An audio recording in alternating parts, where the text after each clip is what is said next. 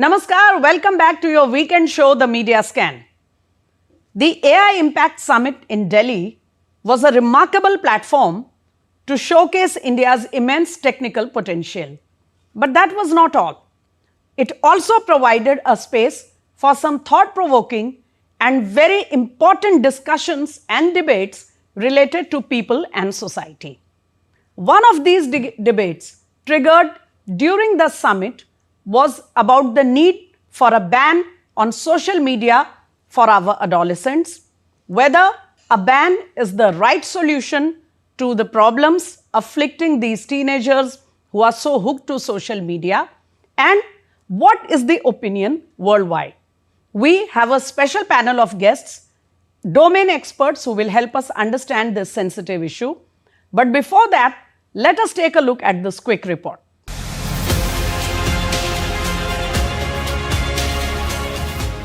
The AI Impact Summit in Delhi has reignited the debate about the use of social media by adolescents. Countries like Australia and France have already imposed social media ban for children under 16 and 15 years of age respectively, with Greece, Spain, Denmark and UK following the suit. French President Emmanuel Macron also made a strong push for social media ban during his keynote address in the AI Summit. Prime Minister Narendra Modi has also spoken about restrictions necessary for youngsters. There are strong arguments given by experts on both sides of the debate. Those in favor of social media argue that it is impractical and unnecessary to put a ban. It is better to put guardrails on the use of social media. But those advocating a ban say that social media is wreaking havoc on the tender minds by creating attention disorders, causing distraction from studies, making children aggressive, and causing mental health issues. In India also, clamor is growing for restrictions. Andhra Pradesh government even constituted a GOM to study the issue. This debate has now reached every household. So after that rundown on what is happening in the technical world and why there is a clamor in so many countries, including ours, to ban or at least restrict social media for adolescents, these are the questions we will go through in the next few minutes. I have here with me Dr. Rakesh Kriplani. He is an expert on behavioral science. He is also a member, an honored member of the task force created by Government of India to understand these issues that we are going to discuss here. Welcome, sir. Thank you. Thanks for inviting me. Also with us, Neha Sharma, principal of the APJ school in Noida. I am sure some of our viewers would have passed out of that school in the past. Welcome, ma'am. Namaskar. Thank you. And I would like to come to Neha Sharma first. Ma'am, the first and straight question, is social media, according to you, in your experience, harmful or not? Well, I'll be ambivalent here because I feel that as we have been listening since ages that too much of everything is bad, right? And for that matter, if it is balanced, it is good also. But at the same time, if it goes beyond a certain point or a range, it is definitely harmful. So the children, if they are on social media, they get to connect socially, and that connection is not just across country, they make global friends as well. Their learning opportunities increase. They get to creatively express themselves, and they share their art, their music, their writing. There are so many students and children that I know of who are presenting their work to the world through social media. And of course, they are digital natives and they have digital skills and they know how to manage social media well. But at the same time, mental risk we cannot negate, mental health risk. Say, for example, that fear of FOMO, that they all the time want to check what's happening, those likes and views and the kind of attention seeking behavior that develops, it is certainly harmful. Then if something misses out, then anxiety, depression, low self-esteem, that also is being seen because, my friend is getting a lot more attention from other friends online and I'm missing out on that. Then now when you are having mobile in hand, you watch one reel, then you watch the other, and then that leads to a continuous scroll. And this late nights, because during the day they are busy either in Yes. school or studying otherwise and all. It is usually during the night that the social media is being browsed. Now, at that point of time, if you are online for long, it definitely will impact your sleep. Now, if you don't get proper sleep, your brain won't function next day properly, and you'll not be alert in the class.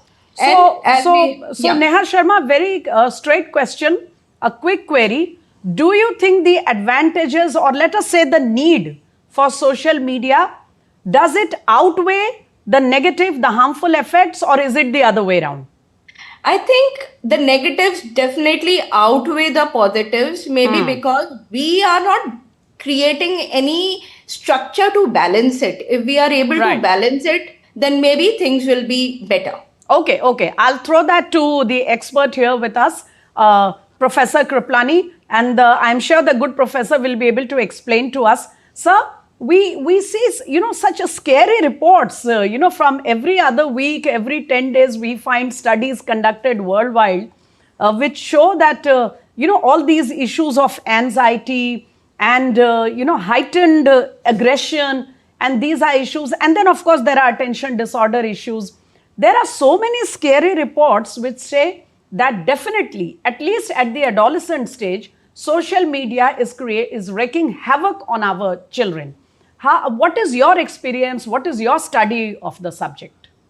So I guess apart from my colleague Neha Sharma ma'am has spoken about a lot of things which are very important thing about the attention. We need to understand what are the major issues which we are going to face, and whether that's been the concern issue for the parents or not, or for this even the today's topic only. So it's not about the technology problem. It's not about like what technology we are providing and how harmful it's going to be. It's about the psychological conditioning which has been done to our children across India. The narratives which are being given to them, the story which has been given to them, that we are not able to understand. And whether our children are there ready psychologically to and consume that with the resilience, cognitive resilience is there or not. Are we making a safer internet for them? This is a bigger question rather than about smaller things like anxiety, because this is something Gen Z Alpha is already talking about mental health. But the families which they are unaware about is about the changing ideologies, the changing family dynamism, the social system which is coming up. So let me break it down for our viewers. In straight words, it means that it is not the technical impact on the mind, it is more the content that is being pushed on their minds, whether they are mature enough to, to judge or, understand the impact of those issues that are being pushed on their minds. That's true. So that's true. Basically, it's more about content and whether we are able to educate them, whether we are able to supervise them, whether we are able to create a system, which already Neha ma'am said, whether are we putting some parallel system for that or not. That is more important. Then we can think about, okay, it is being balanced in that way. Otherwise, this is overloading for them. We are now also joined by another expert, an IT professional, a person who understands technology better than any of us, Subimal Bhattacharjee. You have been listening to him on Media Scan on earlier occasions. My first question to you, Mr. Bhattacharjee, there is so much clamor for ban on, social media for young people, for teenagers. France has done it, Australia has done it, many European nations are debating it. And now there are some noises from India also. Andhra Pradesh recently constituted a GOM particularly for that. Where do you stand on this debate? Is it necessary to ban it, or are there other ways to sort out the issue? No, I think the government of India is very conscious of the fact that the children have to be protected when they are online, or overall whatever content is made available for their purposes. And so if Australia has implemented the 16-year-old and France is for the 15-year-old and others, I think we are very consciously exploring this situation, but you have also to note that the intermediary guidelines rules that from 2021 the government has brought and amended it already twice. In all these the amendments and the original rules, there were provisions to see that the children are protected. Even a debate was held if 18 years should be the age in which access to internet should be there. So Yes. carefully, everything is under watch. Even the last ones which were released early this month, on the 10th of Feb precisely, which is related to synthetically generated information or AI generated content, anything related to children has been given prominence, that those takedown notices also have to be, in some cases within 3 hours or 2 hours, compared to what was earlier, which is 36 hours. So I think the government will definitely take a call about that age bar gap, but on the ground, the steps that have been taken so far or are being taken, I think are very, very pertinent and relevant and capturing the whole ecosystem. Yes, certainly. And even the Minister for IT and INB was very categorical when he said that actually, if you look at the harmful effect of some posts and infographics which can create a havoc with people, even a 3-hour window is actually too much. It should actually be down within minutes once it has been decided. Okay, I'll come back to Neha Sharma here. Ma'am, just want to understand from you, the good professor was just explaining to us, we need a certain judicious treatment of the issue. We cannot perhaps ban it totally from what you are saying, because there are certainly some advantages. As an educator, as someone who is running a prestigious school, how do you counsel the parents of children or even the students on use of social media? Well, I think it's a very tricky question because, first thing first, parents will come to us and say, ma'am, my child is using too much of mobile. They are all the time on social media and all. Please help us getting, salvage out of us out of this situation. My first question to them is, who gave them the device? Who allowed them this access to social media? And then they are quiet. Now things have moved in a direction wherein they also are helpless. But then we have to also understand digital world today is unavoidable. We cannot ask children to stay back and not touch a device at all. It is like going to have even more negative of an impact. Then if we are restricting the use of it, they'll use it secretively. Anything that you ban becomes more of a forbidden fruit, and they will try even more to have an access to it. So what I feel is that, it's important when we talk to the parents, we tell them that you should be, one, aware of what your child is viewing. You should have parental restrictions permitted there on the system so that you know what is being viewed, how much time the access is being done by the child is accessing the social media. Then we have to sit and set clear boundaries. Communication here is very, very important. Unless you communicate the child that these are the boundaries that are to be followed, child will not know. And how can we blame a child for doing something which he is not aware that is not to be done? And then it should be a mutual agreement of sorts. And digital literacy, I think, is an essential topic that we have been avoiding. We all feel that we know a lot about digital literacy, but the sad part is, no, we are still not too much into it. We have to understand the facts related to online safety, cyberbullying, and all that. So you think that, there is more sensitization needed for the parents rather than the teenagers or the adolescents we are talking about. Coming back to Professor Kriplani here. Sir, in your understanding or your experience of the subject, what do you think, how can this sensitization be done? As Neha Sharma just pointed out, digital literacy, we think we are digitally literate because we are using those devices round the clock. But are we really up to it? Are we really in a position to control what we are consuming, and also for the family, especially our children?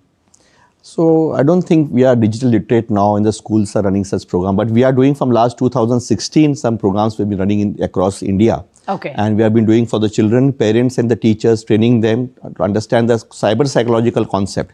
So we've been now pioneer in the field of cyber psychology across the globe. We are doing this session from 2016. And that has a very big effect and impact on students and teachers to understand Gen Z, understanding alpha, understanding the dark web, understanding the metaverse, everything, and especially the misinformation. The most important thing is misinformation part.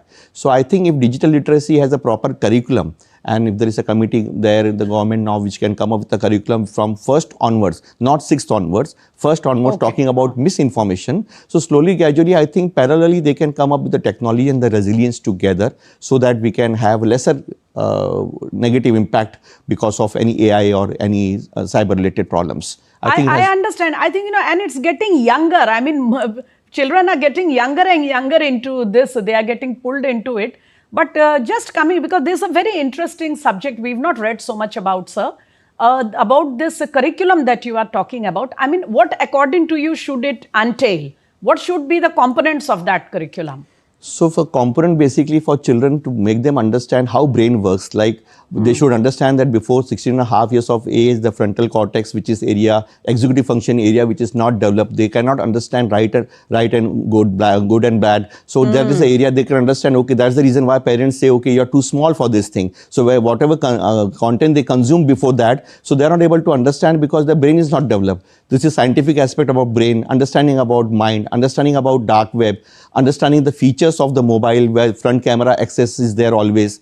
These are all the things which are, and this majorly, especially understanding the cyber psychological aspect like attention economy, which parents and children and teachers are not aware about, that the product is basically you or your children. It's not they are selling you product. Basically, you are a product to them. And the conspiracy which is going on across the globe for our children to make them digital zombies in next few years, in that last 4-5 years, they have been quite successful. Our children now, they are against their parents, against the school, against the authorities, against the national flag. They are becoming very aggressive. So they have a different ideologies and they are following such influencers, basically such YouTubers which they have run away from the country and they are sitting there and they are putting up different ideologies to our children. So in coming days, maybe our children, we don't require other terrorists to come in a country. Our children ourselves will be starting doing negative things for the country itself. So these things when we teach or train in the school, so children, they come to know, okay, this is the way they are doing to conditioning our mind basically. This conditioning is very important, the grooming which they are doing. So here, this is the course for children. Then the parents, they can understand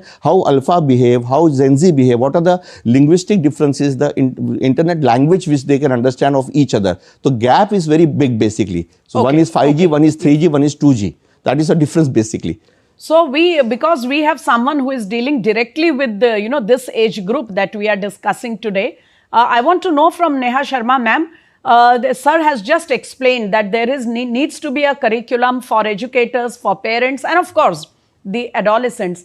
In your experience, very quickly, without revealing any, privacy issues, have you come across such cases where children have been, seriously affected by too much use of social media, or maybe they have got access to dark web? I hope not. Very briefly. Well, yes, definitely there are cases once in a while because we principals are also well connected, and if there's something that has happened in some other school that comes to our notice as well. There are children who have been so much into gaming and all that they have altogether started missing the school regularly. And despite providing all support, all guidance and counseling and everything, we could not get them back to school. So there were dropouts because of that, for sure. But I would also like to add, if you may permit, about digital citizenship, because this is a program that we run in our school, and I've been part of this curriculum development that CBSE has brought out for grade 6, 7th and 8th. So we have developed our curriculum for grade 6, 7th and 8th, where we talk about digital etiquette, digital privacy, and, very importantly about digital footprints, because children don't understand that whatever they are doing on social media today can have impact, and huge impact on their future as well. Then talking about digital well-being, information literacy, that how to differentiate between facts and the opinion thing and all other things that are coming on internet and social media to them. Then their digital rights and responsibilities. So a lot of things were discussed in this, and we run this program regularly in our school so that at least tomorrow my child is well aware as to what is right. For sure, we cannot hold their hands, we cannot hold them back from doing whatever they are doing. But at least we will be guilt-free that we have at least done our bit and given them the right education. And education is not just about literacy. Today, education is way beyond just reading, writing, and arithmetic. So, of course, digital literacy is core part of our curriculum, and I'll urge other schools also to make space for this particular curriculum in their schools. Absolutely, absolutely. And that's a very learning, it was a very learning experience for me also to know that such, such programs, such orientation is going on. Last question to Professor Kriplani here. Sir, coming to the core of this debate, is there need for a ban? Because some countries have done it, they have put an age restriction.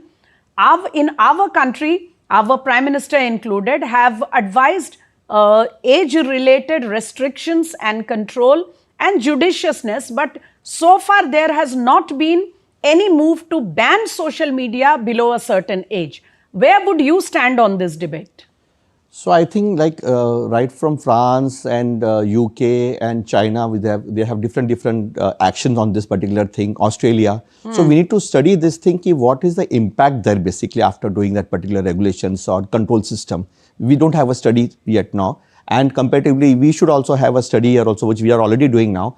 We wanted to have a study on this thing so that we come across like how impactful it will be, or whether we can go parallel to parallel. Like, are we making it a restricted part, or we wanted to make it our internet more safer?